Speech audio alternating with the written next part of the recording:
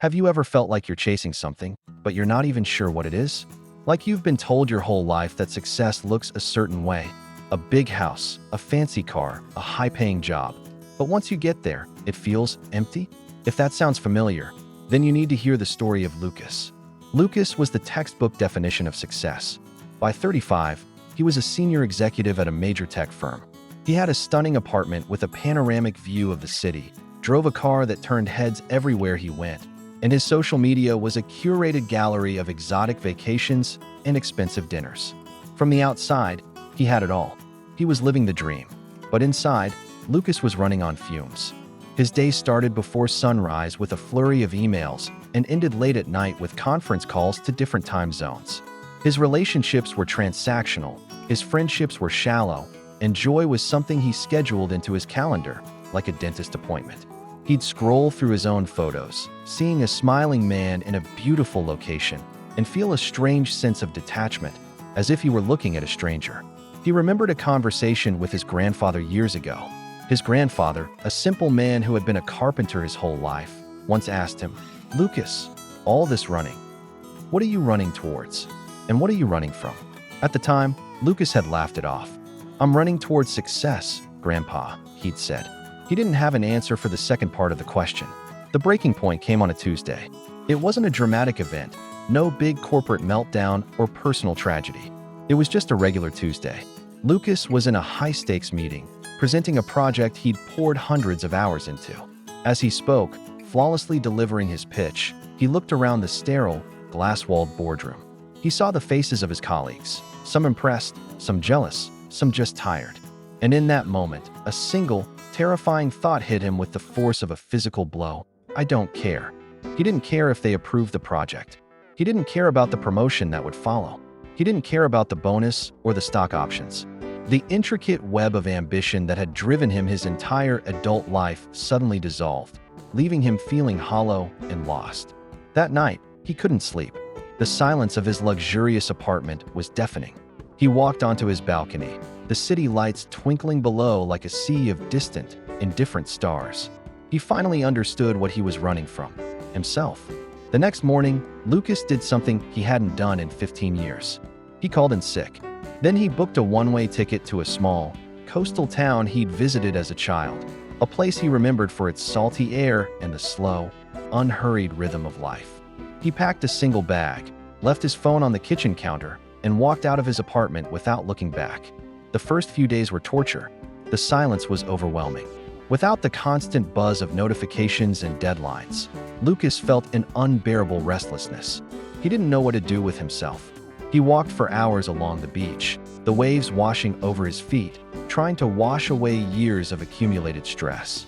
He sat in a small cafe, watching people, fishermen mending their nets, shop owners chatting with neighbors, kids laughing as they chased pigeons.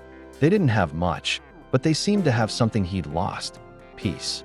One afternoon, he stumbled upon a small, dusty workshop. Inside, an old man with hands as weathered as driftwood was carefully carving a small wooden bird. It was his grandfather's old workshop, now run by a man named Elias. Lucas introduced himself, and Elias, with a warm, gentle smile, invited him in. Lucas watched, mesmerized as Elias worked.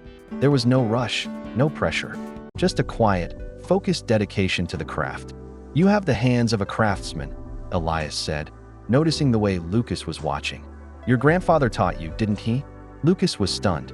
He had forgotten. As a boy, he'd spent hours in this very workshop, learning to shape wood, to feel the grain, to create something beautiful with his own hands. He'd been good at it, too. His grandfather had always said he had a gift. But then life got in the way. School, college, career, the path to success had led him far away from this simple joy. Hesitantly, Lucas picked up a piece of scrap wood and a carving knife. His hands felt clumsy at first, but slowly, the muscle memory kicked in. The scent of pine and cedar filled his lungs, a scent he hadn't realized he'd missed so deeply. He spent the rest of the day in that workshop, and the next, and the one after that. He wasn't working towards a deadline or a promotion. He was just creating. For the first time in years, he felt a spark, a genuine, unforced flicker of happiness. As weeks turned into months, Lucas's old life began to feel like a distant dream. He learned the names of the locals.